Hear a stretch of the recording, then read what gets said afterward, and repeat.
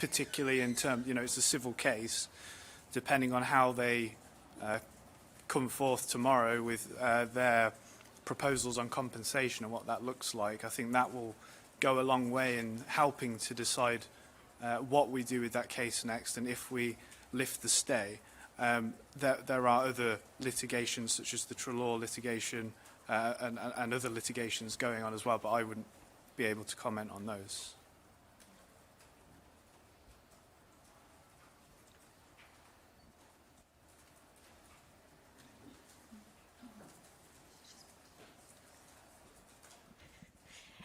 Hi, Emeline Van for Radio France International. What's the general feeling at the reading of this report? Is it relief, renewed anger, vindication? I think for me, there's been a whirlwind of emotions today. I'm sure everybody on this table would agree with that. When you've been building up to a single day for 40 years, there's no wrong or right emotion about it. But for campaigners who have been doing this for so long, for saying the things that are now in this report for so long, I think relief, absolute relief, will be an overriding emotion, and that's certainly the case for me. I think many feel that like this is the beginning of the end, because having had an excellent public inquiry, and we should commend the chair and his team for the inquiry, the ball is now in the government's court, and it will depend on the government response. And until we have a full government response in terms of compensation, all the other recommendations, it's only then we will be able to judge whether or not this inquiry has been successful or not. Hi, my name is Emilio. I work for Politico. I have a question which is, obviously we've seen sort of some similarities with this recent post office scandal as well, where it seems like the politicians didn't really take it seriously enough, or potentially worse. Corporate wrongdoing potentially was brushed under the carpet. It's taken a really long time for people to notice that and to get to close to an end to that situation. Do you think, thinking about that and this situation, do we have a kind of wider problem with our society or our politics in terms of listening to people who have been wronged and getting things sorted quickly and trusting them, essentially? That goes back to what I said earlier about the truth. This is the day of the truth, and it's up to society, up to you, the media, to ensure that that truth gets told and to keep coming back to it. Otherwise, we will be back in a situation, and millions of pounds of money that's been put into this inquiry would have been wasted. Sorry. I was just going to say, I think that that if we look back at this, it was cost that was a huge factor in why they bought in the American products, in why they didn't screen the blood for transfusion, and now cost is a factor yet again. Because it's going to cost much, much more, and has cost much, much more, and that's just in monetary terms, and I'm not thinking then of even the loss of life, which is the most unbearable cost. Not only is the loss of life, that those people who are still infected need ongoing health and social care needs, and that needs to be addressed within any compensation package, and that needs to be talked about.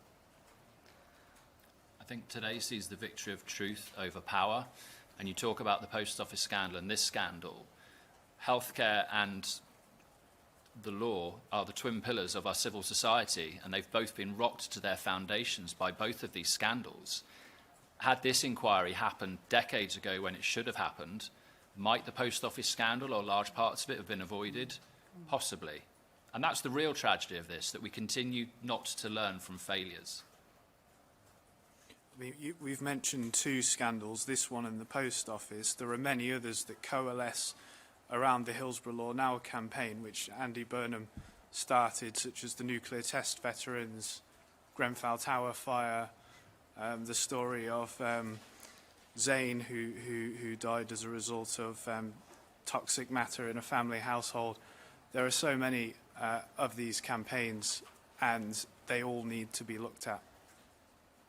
I think the civil service has closed ranks around a lie for a long time in this inquiry, and I think the similar thing has happened in the Post Office and many of the other inquiries that Jason has just mentioned. And ministers, sadly, weren't given the truth. And I think that decision was made a long time ago, and money is at the source of it. It seems to be always at the source of it. And we know there were conversations in higher levels of government saying that if you compensate the haemophiliacs, then that sets a precedent. So let's not do it. And when you continue that line, that government line, and closing your ranks around denial, then that's the sort of this is the result of it, and the Post Office is the result of it. And we need systemic change and a duty of candour at all levels of government, including the civil service, to make ministers absolutely aware of what the options are, and then maybe we'd have a chance of not having this repeated. Thanks. It's Ryan at the Mail. Some of the strongest words in the report today were for Lord Clark, who Sir Brian described as combative and his evidence as argumentative. He said that will have aggravated the distress and upset of many. I wondered if anybody had any thoughts on what Sir Brian said. I spent 3 days watching Lord Clark giving evidence, and he was patronising in the extreme. He had clearly never met anybody with haemophilia, and considering this is the worst treatment disaster in the history of the NHS, for the Health Secretary not to sit down with that community and actually meet them and learn about what's happened to them is absolutely appalling. And sadly, he continues in that disposition. And I think he owes the community an apology, not just for his time as Health Secretary, but for the manner and the lack of humanity and compassion that he showed when he gave evidence to this inquiry. And disdain for the inquiry itself and its process. One of the things that stands out in my mind from Lord Clark's evidence is that he asked, is factor 8 a pill? He didn't even know what it was. And I actually used that as a way to ask the media to please assist with the public understanding about that product and why it's so dangerous, because it is fundamental to the report today.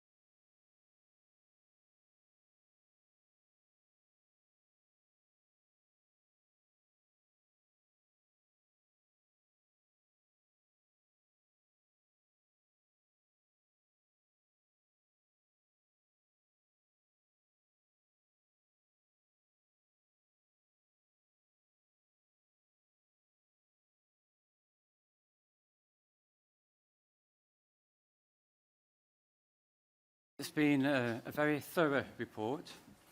I think Sir Brian has done his job with a very much a degree of compassion, and he has got to the root of what has been happening over many years.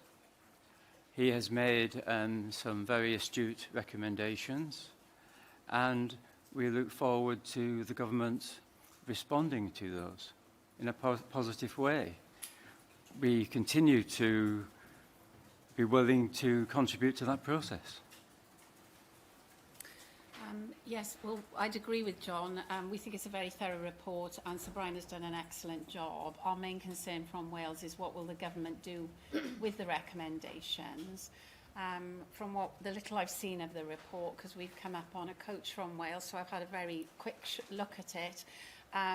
It seems that there are lots of criticisms within it, and it seems that Wales mirrored what happened in UK government, and decisions were taken without much question. So our main concern obviously was the leading doctor in Wales, Professor Bloom is named in the report, and it seems that he decided the policies that were going to be adopted, and UK government did nothing other than accept them. And we've also noted that Diana Walford is criticised in the report. So, it's very, very concerning that, the factor concentrates, they were meant to, they should have at least been withdrawn by 1978, but they continued to be imported, and they were used on children and newly diagnosed children. So it's all very concerning, but it isn't anything we didn't already know. We know that the patients were treated without consent, and it's just very worrying that government just accepted that, and there was no candour, there was no truthfulness, and that line was taken, and that continued. As a transfusion victim, I've scanned it quickly, but in the first couple of pages in black and white, in 1965, Germany was looking at their blood donations for raised ALT levels. That was in 1965. If our government had taken that on, and anybody that donated with raised ALT and had taken those out of the donation line, then there would be a lot fewer transfusion victims nowadays.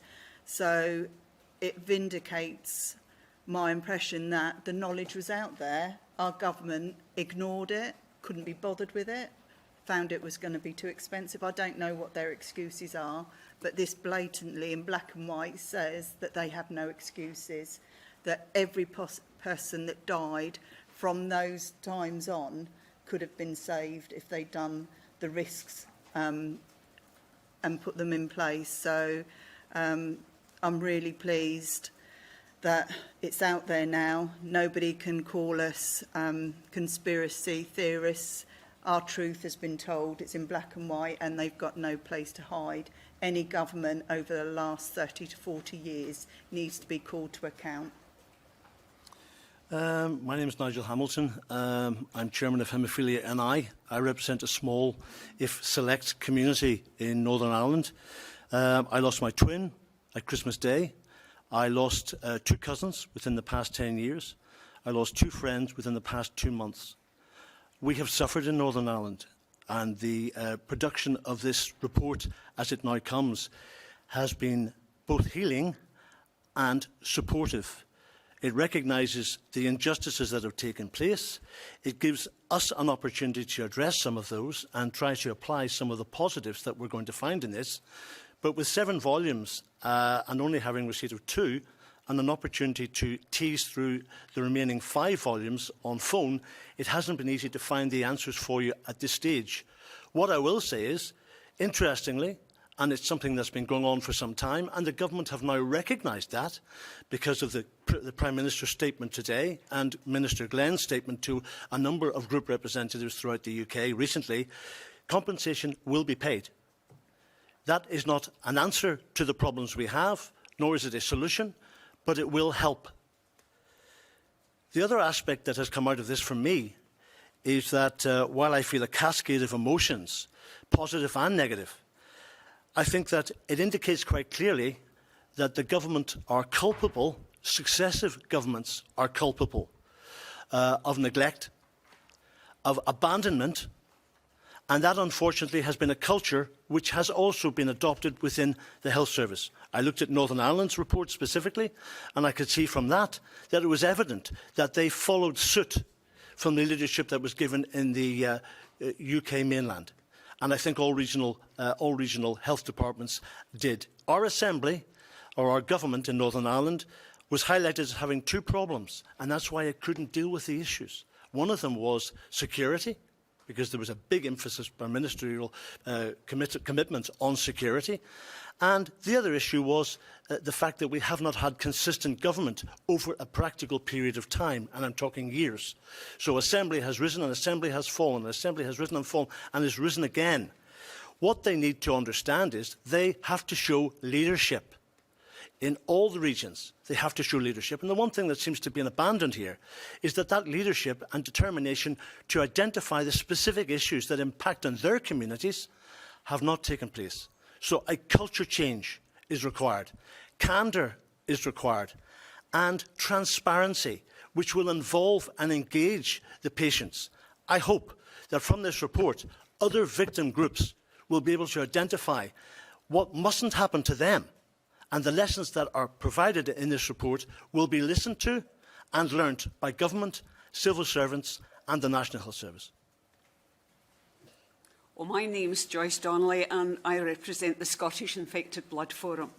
Now, when this inquiry started, I had every faith in Sir Brian and his team, and he has lived up more than I could have expected. I haven't had that much time to look at the report. What I've seen, I read, I was particularly interested in the chapter on Scotland, and the recommendations that were made in Scotland 20 years ago by Lord Ross were never carried through. So one can only hope that these recommendations, and I don't see how they could refute it. How could they possibly refute these recommendations? They stand up. Everything that Sir Brian has put down stands up and has been clarified and proved to be correct. So these recommendations, one hopes, will be carried through to the letter, and people will receive what they should have received 20 years ago, 30 years ago. My late husband had this mantra in his life. He wouldn't apply for Skipton or anything else. He said, the government know what they've done. They know who they've done it to, and it's up to the government to put it right. And if the government can now put it right, then a lot of people have missed out, a lot of people have passed on and died in the interim, but there are still people who are waiting for it to be put right, and that is my hope for the future. Hi, I'm Shelley Phelps from BBC Wales. I've got a question for Lynn, please. There's a lot of criticism in this report of Professor Bloom, who, as you were just talking about earlier, he led the Cardiff Haemophilia Centre. Can I get your reaction to those findings? Thank you. Well, we've sort of known the truth for a long time. You know, this has been, a lot of it has been uncovered by the campaigners, but obviously the inquiry has put all this on public record. So the feeling of the group is, you know, it's still very much disbelief that you know, it's now in black and white, but it needed to be put on public record.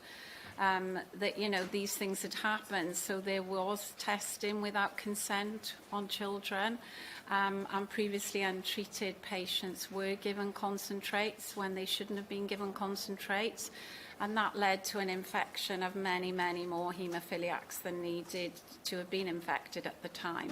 So it's just very, very emotional, very, very upsetting for people, because many of the facts we've known for a long time, but to see it in black and white is particularly hard for our group to come to terms with.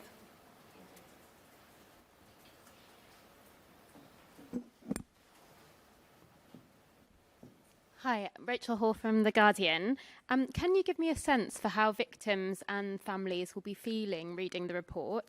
And is this the moment that you and they were hoping for? And if there's anything else that you might be looking for going forward, for example, criminal charges? So As regards victims and families, obviously we've had limited viewing of the report because we've been on a coach for 4 hours, so it's been very difficult. But yeah, it's a feeling of, well, I suppose they now feel that they're believed because it's something that people have been saying for so many years, and that in the large part is how we got the public inquiry. It's all the campaigning that was done by all the people before us who are no longer here. And so we felt it was our duty to carry on the campaign because we knew the truth. Obviously, we've had a lot more revealed by the inquiry. But so there's some kind of feeling of closure. I think the difficulty is that nobody can bring back the people who have been lost, and that is the real, the heartbreaking thing about it. And then when people are actually now learning that this could have been avoided, when we've always been told it was unavoidable, you know, that troubles people immensely. I think our other issue is because there's no trust in government, that even though we know that Rishi Sunak is going to apologise this afternoon and there's going to be an announcement tomorrow, we actually don't, once the announcement comes tomorrow on compensation, we don't actually know the details of that, and we have great concerns about that because it will be an arm's length body, but the government will have already set up all the rules and regulations. So regarding eligibility criteria and appeals. And I think the difficulty now is that Sir Brian's recommendations may be overruled by government or ignored. And that's a real worry for people, that we may still have to keep fighting after 40 years of fighting. You know, so many people have lost their lives, and yet we still have to continue. So I think people are reticent because they've seen what's happened previously with governments, you know, with the way that the history has been rewritten, you know, that nothing had happened that shouldn't have happened. So I feel that the apology is important, but the next stage now of compensation, that is bothering a lot of people because obviously they feel that they want recognition. Can I come in on that if possible? Thank you. The government have invested taxpayers' money to the tune of 135 million in this public inquiry, which has been going on since 2017 up to today. Quite clearly, that investment, from our perspective, hasn't been foolishly spent. But in order to assure and reassure our community, there needs to be more than just words from the government, and not looking unfairly towards them, a choreography towards an election. So from our perspective, the opportunity to continue this process to its proper conclusion is the advancement of the principles and the objectives and the recommendations of this report. That will only be borne out by the positive position that the government take and filling those words with some positive action. Yeah, but the mantra that the government used to trot out about they received the best possible treatment available at the time has now been proved to be a lie. They can't say that anymore. They did not receive the best possible treatment available. And they died because of it. And compensation isn't the be-all and end-all. Infected are still struggling to get scans, 6 monthly scans, treatment. The government and the NHS should have a duty of care towards us. They infected us. They've given us death sentences. We shouldn't have to be queued up for scans, and there should be best practice throughout the country, not a lottery of what hospital you go to. So until that is put in place for the infected, and hopefully if it's put in place it may prevent some early deaths, then money's nothing and talk's nothing. We need to have that input as well, the medical input. Also, I think another key point moving forward is education of the medical profession, because people haven't been informed about it. It hasn't been part of the medical training, and that has caused huge problems for our community because the average medic does not understand what happened to them. And I think all of that needs to be put on, as Sir Brian will, it's on public record, but that actually needs to be implemented. And going forward, people that have blood transfusions now, my daughter had them regularly as a renal patient. I was told by a reporter who wrote books who lost a son with CJD, there's a disclaimer on the blood bags now saying that if you have this blood, you may have pathogens. A disclaimer on a blood bag that you're not told about is nothing. That's just trying to prevent another inquiry like this 30, 40 years down the line. They need to be informing people and giving them choices. Not always is a blood transfusion necessary. Sometimes it may be, sometimes it's not. But at least tell the patients that are receiving them the risks that they're taking so that you can choose. And also, I think, is the fact that Sir Brian has pointed to the lack of candour and openness regarding the entire state on this issue, and that all needs to change. And I think institutions shouldn't just say they are being, you know, they're working within those rules anyway, because it's evident that isn't happening. And it's ministers are involved, it's right the way through the state, it's a complete failure. And had there not been a cover-up and the line adopted and the line defended, we wouldn't all be sitting here 40 years later doing this, and we wouldn't have lost all the people we've lost. Hi, I'm Susie Forrest from BBC Scotland News. A couple of things. You've sort of said you've not learned anything that you didn't already know, and those of us who have been interviewing you all these years have heard you say all these things many times. So I suppose that's one question, is just, is there anything new in this that you didn't know that you've discovered? And also, from what you've been saying, a lot of what will be required to take any of this forward will actually be up to the devolved governments, and you know, all the attention will be on the Westminster government today and tomorrow perhaps, but how do you want to see them work together with the governments in Scotland, Wales and Northern Ireland to deal with some of the things you've been talking about, whether that's the way the health service works or education? Well, the government in Scotland, to their credit, I mean, they set up the SIBSS, which is the Scottish Infected Blood Support Scheme, and they were, you know, the forerunners of that. And that has been a godsend to people, having that amount of money coming in. They know they're going to get it. They've got a, you know, finite. It's like getting your salary, although these people can't have a salary because they're not well enough. You know, they've been made ill by the treatment. So the Scottish Government, to their credit, as I say, set up the Scottish Infected Blood Support Scheme. That's been working very well. Where we go from there with the devolved government, I mean, I wouldn't hesitate to guess, but we're hoping that things can go on as they are for the foreseeable future. Because, as I say, people are dependent. People are dependent. It's given them a security. People who lost their jobs, people who weren't well enough to work, they didn't have any financial security anymore. They couldn't get insurance. They couldn't get mortgages. And this has given them something that has to be sustained for the mental welfare as much as their physical welfare. When I spoke to Minister Glenn in Belfast with two of my colleagues, we pressed him, the first issue we pressed him on was giving statutory cover for the daily living allowance that he provides on a monthly and quarterly basis. The authority for that will hand over to the independent authority, compensation authority, and legislation will change in the respective regions to accommodate that. We have BSO, which is the Business Services Organisation, not unlike our colleagues in either region.